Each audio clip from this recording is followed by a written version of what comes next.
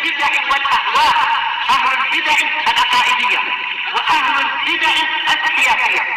أنا أقول بيننا وبينكم السلف، بيننا وبينكم الكتب، كان فيقول البدع بيننا وبينكم السلف. Bismillahirrahmanirrahim. Alhamdulillahirabbil alamin. Wassalatu wassalamu ala rasulihil amin. Wa ala alihi wa ashabihi wa man tabi'ahum bi ihsanin ila yaumiddin. Amma ba'd. Ikhwani fillah rahimani wa rahimakumullah. Pembahasan yang lalu kita masih pada penyempurnaan kaidah yang keempat, yang merupakan kaidah terakhir berhubungan dengan adillatul asma was sifat.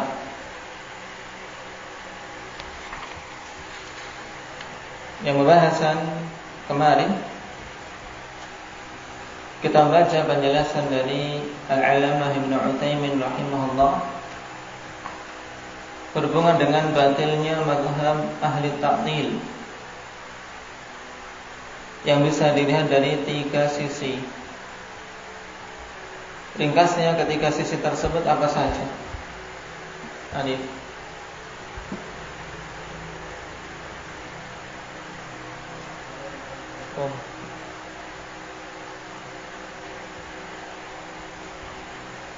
Pertama,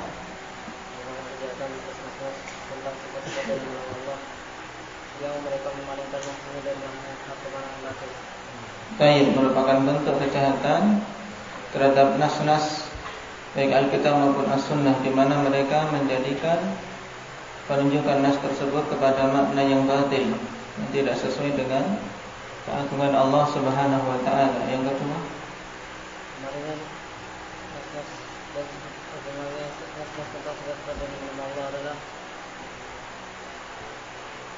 memalingkan kalam Allah dan kalam Rasulnya. Sementara Allah Subhanahu wa taala berbicara kepada manusia tentang dengan bahasa Arab. Maka wajib bagi kita untuk menjalankan sistema bahasa dengan kaidah bahasa Arab. Baik.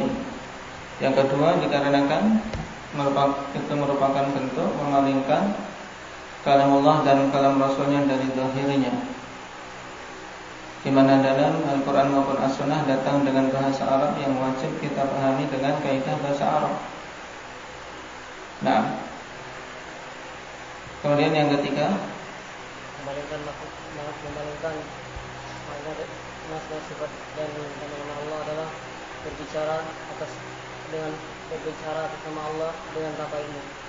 Nah, bahwasanya mereka lakukan tersebut memalingkan kalam Allah dan kalam Rasulnya kepada makna yang menyelisihinya, ini merupakan bentuk berbicara atas nama Allah tanpa ilmu. Baik, asal jelas.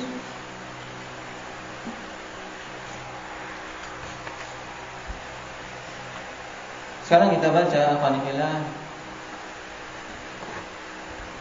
penjelasan lebih lanjut dari apa yang kemarin kita pelajari, bahwasanya pada poin yang ketiga atau sisi yang ketiga dari batilnya mazhab ahli ta'til, bahwasanya yang mereka lakukan itu merupakan bentuk berbicara atas nama Allah tanpa ilmu. Yang kemudian Syekh Ibnu Utsaimin mengatakan, fasarifu li kalamillahi ta'ala wa rasulihi an zahirih ila ma'nan yukhalifuhu qad qafa ma laysa lahu bihi ilmun wa qala 'ala Allahi ma la ya'lam min wajhain. Jadi orang yang memalingkan kalam Allah dan kalam Rasulnya dari zahir menuju kepada makna yang menyelisihinya telah berbicara atas nama Allah tanpa ilmu dari 2 sisi. Al-awwal, yang pertama, annahu za'ama annahu laysa al-muradu bi kalamillahi ta'ala wa rasulihi kada, ma'annahu zahirul kalam. Yang pertama, ikhwan fillah, kenapa? Karena dia menyangka bahwasanya tidaklah yang dimaksud dengan kalam Allah dan kalam Rasulnya itu demikian-demikian, bersamaan dengan hal tersebut merupakan zahir dari kalam Allah dan kalam Rasulnya. Atau secara mudahnya, afanillah, mereka telah apa? Telah menyangka bahwasanya zahir dari kalam Allah dan kalam Rasulnya itu tidaklah diinginkan. Berarti menyalahkan, zahirnya tidak diterima oleh mereka. Kemudian yang kedua, atsani annahu za'ama anna al-murada bihi kada li ma'nan akhar la yadullu alaihi zahirul kalam. Yang kedua, bahwasanya dia beranggapan bahwasanya dimaksud dari nas tersebut adalah makna tertentu yang lain yang tidak ditunjukkan oleh zahir kalam. Paham? Jadi intinya apa? Mereka menolak makna zahir. Ini bentuk berbicara tanpa ilmu. Kemudian mereka menentukan makna yang lain, ini juga tanpa ilmu. Qala wa idza kana min al-ma'lumi ana ta'yin ahadil ma'nayaini al-mutasawiyaini fil ihtimal qaulun bila ilmin fama dhannuka bi ta'yinil ma'na al-marjuhil mukhalifi li dhahiril kalam. Karena bila merupakan perkara yang telah diketahui bahwasanya menetapkan salah satu dari dua makna yang memiliki kemungkinan sama itu merupakan bentuk berbicara tanpa ilmu, lalu bagaimana pendapatmu dengan menentukan suatu makna yang lemah yang menyelisihi zahir dari suatu kalam? Tentunya ini lebih-lebih lagi. Paham? Paham ini? Jadi ada dua makna. Dua makna memiliki kemungkinan yang sama. Kemudian orang menentukan salah satunya. Ini merupakan bentuk bicara tanpa ilmunya, tidak? Apalagi sekarang kalau dua makna ini satunya lemah, satunya sesuai dengan zahir.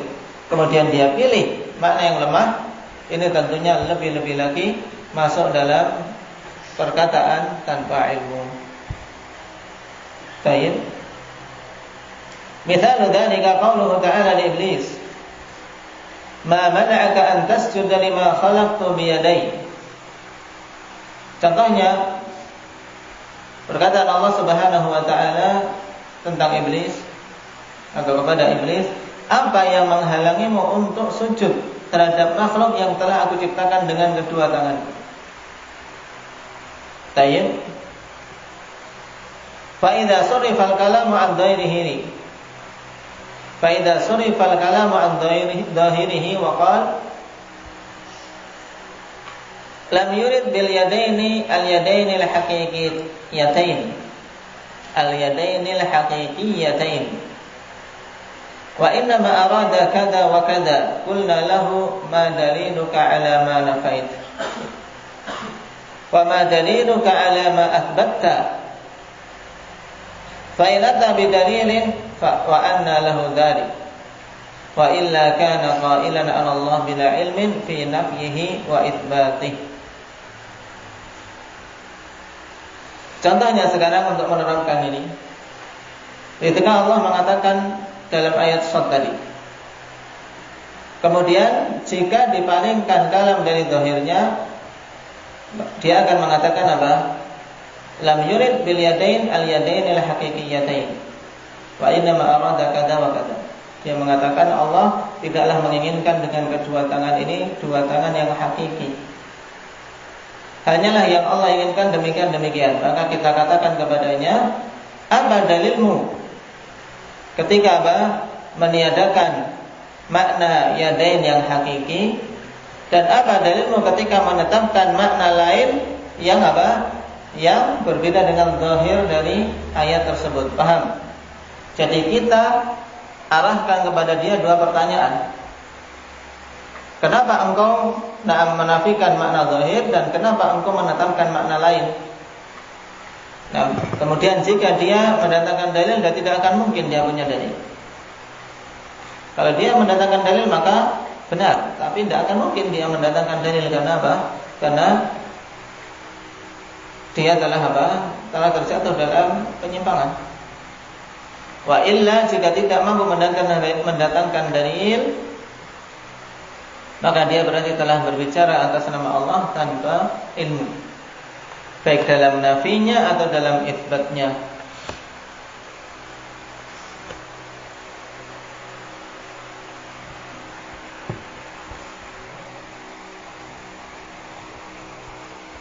Ini sisi yang ketiga.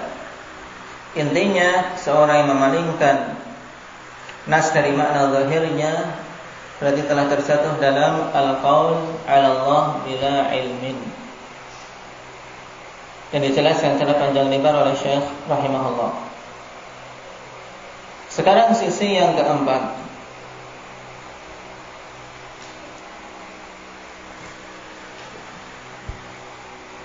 Al-wajhur rabi' fi ibtal madhhab ahli ta'til.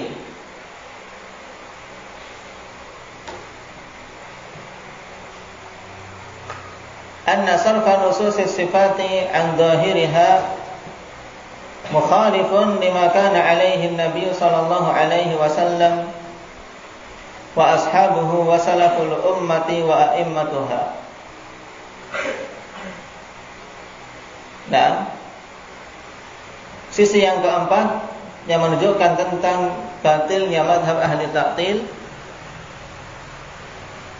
yaitu bahwasanya memalingkan nas-nas sifat dari zahirnya itu merupakan bentuk penyelisihan terhadap apa-apa yang Nabi SAW berada di atasnya. Demikian pula para sahabat dan para salaful ummah serta imam-imam ahli sunnah. Fayakunu batilan, maka berarti itu merupakan suatu perkara yang batil. Ini jawaban yang umum, ikhwanifillah, mencakup ahli ta'til dan yang lainnya, bahwasanya apa? Yang dilakukan oleh ahli ta'til tersebut memalingkan nas dari zahirnya, menyelisih madhab salaf. Itu intinya, menyelisih Rasul, para sahabat dan para a'immah salaf. Kenapa? Li'anna al-haqqa bila raibin fima kana alaihi an-nabiy sallallahu alaihi wasallam wa ashabu wa salaful ummati wa a'immatuha. Dikarenakan kebenaran tanpa ada keraguan, yaitu ada pada hal-hal yang Nabi sallallahu alaihi wasallam dan para sahabat serta para salaf serta para imam-imam ahli sunnah berada di atasnya. Yang mereka semua berada di atasnya, itulah yang hak. Berarti kalau menyelisih jalan para salaf, berarti mereka telah terjatuh dalam kebatilan. Nah, al-wajhul khamis, sisi yang kelima. An yuqala lil mu'attil, hal anta a'lamu billahi min nafsi? Fasayaqulu la. Nah, dikatakan kepada mu'attil, apakah engkau lebih tahu tentang Allah daripada dirinya? Maka tentu dia akan mengatakan tidak. Tsumma yuqalu lah, kemudian dikatakan kepadanya, hal ma akhbarallahu bihi an nafsihi sidqun wa haqqun? Fasayaqulu na'am. Tentu dia akan menjawabkan iya. Pertanyaan kedua, apakah hal-hal yang Allah kabarkan tentang dirinya itu jujur dan benar? Maka dia tentunya akan mengatakan iya, benar. Tsumma yuqalu lah, kemudian dikatakan yang ketiga kalinya, pertanyaan berikutnya, hal ta'lamu kalaman afsaha wa abyana min kalamillahi ta'ala? Fasayaqulu la. Apakah engkau mengetahui di sana ada perkataan yang lebih fasih dan lebih jelas dari kalam Allah? Tentu dia akan menjawab tidak. Tsumma yuqalu lah, hal tadunnu anna Allah subhanahu wa ta'ala arada an yu'ammi al-haqqa 'ala al-khalqi fi hadhihi an-nususi liyastakhrijuhu bi'uqulihim? Fasayaqulu la. Apakah engkau menyangka bahwasanya Allah Subhanahu wa taala menghendaki untuk menyembunyikan al-haq dari para makhluknya pada nas-nas ini, agar mereka mengeluarkan makna dari nas-nas tersebut berdasarkan akal-akal mereka. Tentu jawabannya tidak. Nah, jadi semua ini ikhwanillah jawabannya benar, dan memang harus demikian yang dikatakan oleh setiap orang. Nah, baru hadza ma yuqalu lahu bi'tibari ma jaa'a fil Qur'an. Ini dikatakan kepadanya berhubungan dengan apa-apa yang datang di dalam Al-Qur'an. Jadi baru ketika dia menjawab itu semua, maka kita katakan, kenapa engkau menetapkan makna sendiri yang menyelisih zahir dari nas-nas tadi. Amma bi'tibari ma jaa'a fi sunnah fa yuqalu lahu, adapun berhubungan dengan apa-apa yang datang di dalam as-sunnah, maka dikatakan kepadanya, hal anta a'lamu billahi min rasulih sallallahu alaihi wasallam? Fasayaqulu la. Apakah engkau lebih berilmu tentang Allah daripada Rasulnya sallallahu alaihi wasallam? Maka tentu dia menjawab tidak. Thumma yuqalu lah, hal ma akhbara bihi Rasulullah sallallahu alaihi wasallam anil haqqi sinqun wa haqqun? Fasayaqulu na'am. Apakah yang Allah Subhanahu wa taala kabarkan, atau apakah yang Rasulullah sallallahu alaihi wasallam kabarkan tentang Allah itu adalah jujur dan benar, jujur dan hak? Tentu dia akan menjawab iya. Thumma yuqalu lah, hal ta'lamu anna ahadan minan nas afsaha kalaman wa abyana min Rasulillah sallallahu alaihi wasallam? Fasayaqulu la. Tentu dia akan menjawab tidak. Jadi pertanyaannya sama, 3 poin. Nah, pertama, ditanyakan apakah ada yang lebih ilmu dari Rasulullah tentang Allah? Tentu dia menjawab tidak. Yang kedua, apakah yang dikhabarkan oleh Rasulullah itu hak? Tentu dia akan menjawab iya. Kemudian yang ketiga, apakah engkau tahu ada yang lebih fasih dan lebih jelas perkataannya dari Rasul? Tentu dia akan menjawab apa? Tidak.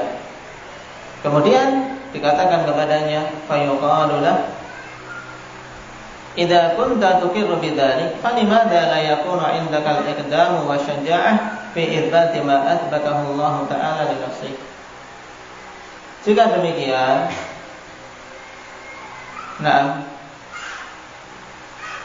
dikatakan kepadanya, apabila engkau menetapkan hal ini semua, ya, idza kunta tuqirru bidzalik, apabila engkau menyetujui yang demikian itu, baik pertanyaan-pertanyaan yang berhubungan dengan kalam Allah maupun kalam Rasulnya, dikatakan falimadza la yakunu 'indaka al-iqdamu wasyaja'ah fi itsbati ma athbatahu Allah ta'ala li nafsihi. Kenapa engkau tidak memiliki keberanian untuk menetapkan apa yang Allah tetapkan untuk dirinya? Wa athbatahu lahu Rasulullah sallallahu alaihi wasallam ala haqiqatihi wa zahirihi la'iqi billah. Demikian pula yang ditetapkan oleh Rasul sallallahu alaihi wasallam untuk Allah di atas hakikat dan zahir yang sesuai dengan keagungan Allah. Wa kaifa yakunu 'indaka al-iqdamu wa syaja'atu fi nafyi haqiqatihi tilka wa sarfihi ila ma'nan yukhalifu zahirihi bighairi ilmin? Dan bagaimana engkau memiliki keberanian untuk meniadakan hakikat tersebut dan memalingkan menuju kepada makna yang menyelisih zahirnya tanpa ilmu? Sebenarnya dengan pertanyaan-pertanyaan ini, orang yang berakal ikhwanillah akan apa? Akan paham dan akan meninggalkan mazhab ta'til. Wa madza yudhiruka idza athbata lillah ma athbatahu li nafsihi fi kitabih aw sunnati nabiyhi 'ala al-wajhi al-la'iq bih fa akhadta bima jaa'a fil kitabi was sunnati itsbatan wa nafyan. Dan apa yang memandaratimu apabila engkau menetapkan bagi Allah apa-apa yang Allah tetapkan untuk dirinya di dalam kitabnya, atau yang ditetapkan oleh Nabi sallallahu alaihi wasallam di dalam sunnahnya. Baik, sesuai dengan keagungan Allah, dan engkau mengambil apa-apa yang datang dalam Alkitab was sunnah, baik dalam penetapan maupun penafian, tidak ada madaratnya. Alaysa hadza aslamu laka wa aqwama li jawabika idza su'ilta yaumal qiyamah madza ajabtumul mursalin. Bukankah ini lebih selamat dan lebih lurus bagi jawabanmu kelak apabila ditanya pada hari kiamat apa yang engkau jawab, atau apa jawabanmu terhadap seruan para rasul? Tentu dia akan menjawab apa? Lebih mudah, aku tetapkan sesuai dengan yang mereka katakan, dan aku tiadakan sesuai yang mereka katakan. Mudah. Awalaysa sarfuka li hadhihi nusus an dhahiriha wa ta'yinu ma'nan akhar mukhataratun minka. Dan bukankah memalingkan nas-nas dari zahirnya ini dan menentukan makna yang lain merupakan bentuk apa? Mukhatarah, merupakan bentuk pengambilan resiko yang besar darimu. Mengambil resiko besar ya Khanifillah. Kenapa? Karena dia menetapkan makna lain dan menolak makna yang zahir. Fala'alla al-murada yakunu ala taqdiri jawazi sarfiha ghaira ma sarraftaha ilaih. Sebab mungkin saja yang dimaksud, ya, seandainya saja diperbolehkan untuk memalingkan dari makna zahir, bisa saja dimaksud adalah makna yang lainnya, tidak. Sekarang engkau memalingkan makna tangan menuju makna kekuatan, bisa saja yang dimaksud adalah makna yang lain. Karena apa? Masing-masing boleh menetapkan makna yang lain yang dia inginkan. Kalau seandainya memalingkan dari makna yang zahir itu boleh. Paham apa saya? Paham? Nah, jadi berarti menetapkan suatu makna yang menyelisih zahir ini merupakan bentuk mukhatarah, bentuk apa? Pengambilan resiko yang besar. Baik, diikuti rentetan ini alhamdulillah. Nah, kalau yang ngeblank tidak akan paham ini. Baik, rentetan bagaimana pertanyaan-pertanyaan yang diajukan untuk apa? Untuk membungkam ahli ta'til, sehingga dia tidak punya peluang sedikit pun untuk apa? Membenarkan manhaj dia. Dan Masya Allah, pertanyaan-pertanyaan ini alhamdulillah, dia akan apa? Akan larut dengannya dan mesti akan menjawab seperti yang disebutkan ini. Baru kemudian apa? Diilzam. Nah, baik dihujat dengan jawaban dia. Kenapa? Kalau dia menempuh mazhab ta'til dalam keadaan dia meyakini apa yang disebutkan di depan ini. Nah, ini sisi yang kelima. Dan Syekh Khalifillah panjang lebar menerangkan mazhab ahli ta'til. Kenapa? Karena memang mazhab ini sangat banyak beredar di tengah-tengah kita. Adapun ahlu tashbih ini sangat sedikit. Yang menyamakan Allah dengan makhluk sangat sedikit. Kenapa? Karena manusia pada asalnya meyakini Allah itu tidak sama dengan makhluk. Cuma yang lebih banyak dianut adalah ahlu ta'til, terutama ta'tilun juz'i, meniadakan sebagian saja, seperti yang dilakukan oleh orang-orang Asy'ariyah yang banyak ada di negeri-negeri kita. Nah, maka pahami ini dengan baik. Baik.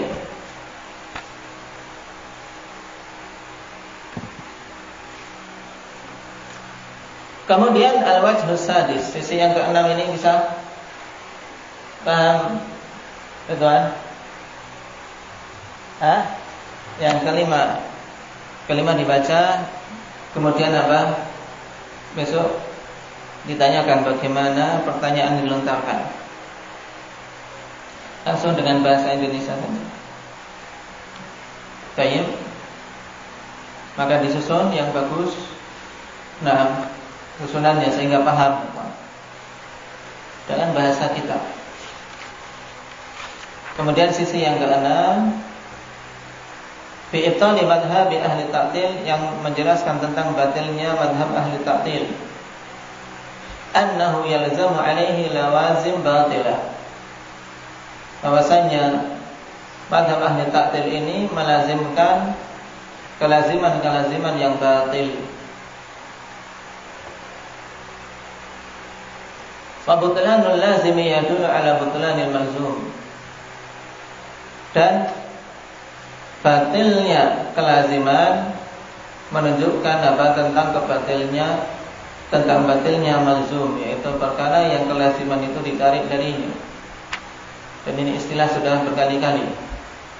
Nah, butlanul lazim yadullu ala butlanil malzum. Ini diingat.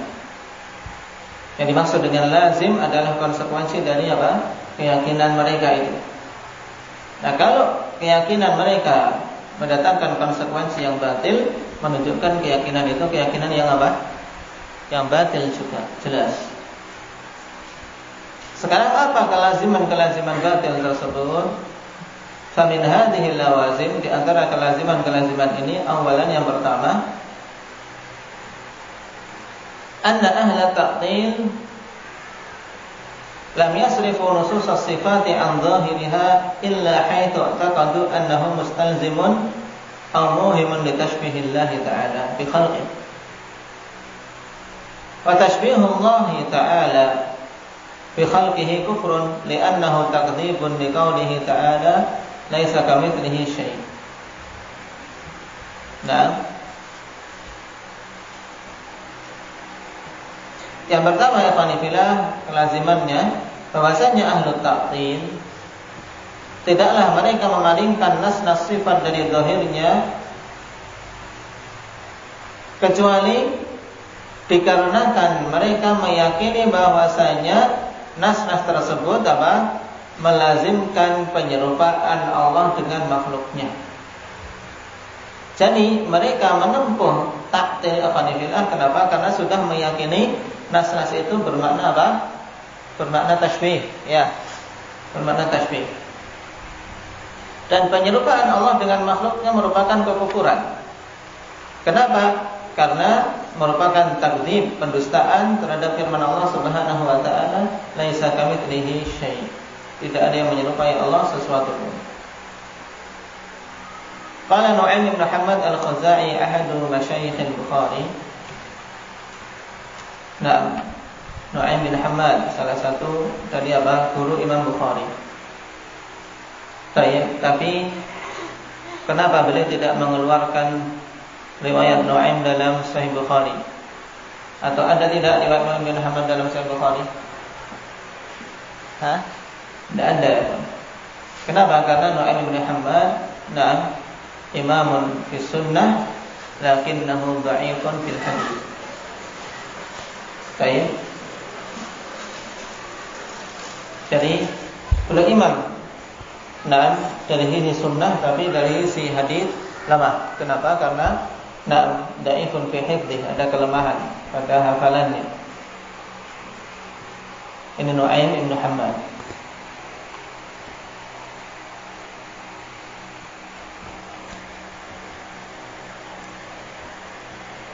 Qala man syabbaha Allah bi khalqihi faqad kafar.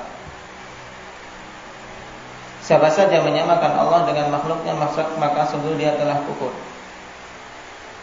Wa man jahada ma wasafa Allah bihi nafsah faqad kafar. Dan siapa saja yang menolak apa-apa yang Allah sifati dirinya dengannya, maka sungguh dia telah kufur juga. Wa laysa ma wasafa Allah bihi nafsahu wa la rasuluhu tashbihan. Dan tidak ada pada apa-apa yang Allah sifati dirinya dengannya dan Rasulullah SAW sifati Allah dengannya itu tasbih. Tidak ada penyerupaan sama sekali. Nah, ini perkataan yang hak dari Nu'aym bin Muhammad al-Khuzai rahimahullah. Dan athar tersebut sahih, dikeluarkan Al-Lalikai dan yang lainnya. Juga datang athar yang semisal ikhwani fillah dari Ishaq ibn Rahawi, sebagaimana dalam usul i'tiqad ahli sunnati wal jamaah. Hampir sama dengan perkataan Nu'aym bin Muhammad. Siapa tadi? Ishaq ibn Rahawai. Fa minal ma'lum anna min abtalil batini an yaj'ala dhahira kalamillahi ta'ala wa kalami rasulih sallallahu alaihi wasallam tashbihan wa kufran aw muhiman lidzalik.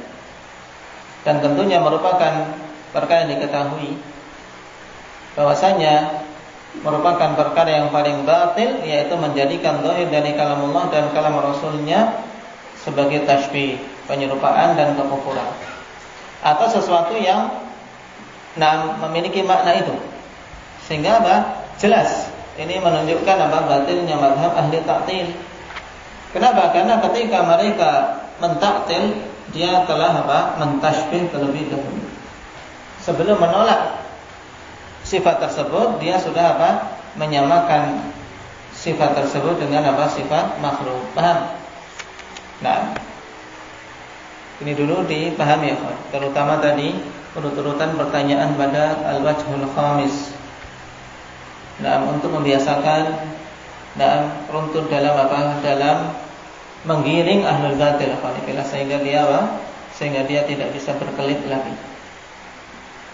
Nasallallahu al-afiyata wassalamah. Walhamdulillahirabbil alamin.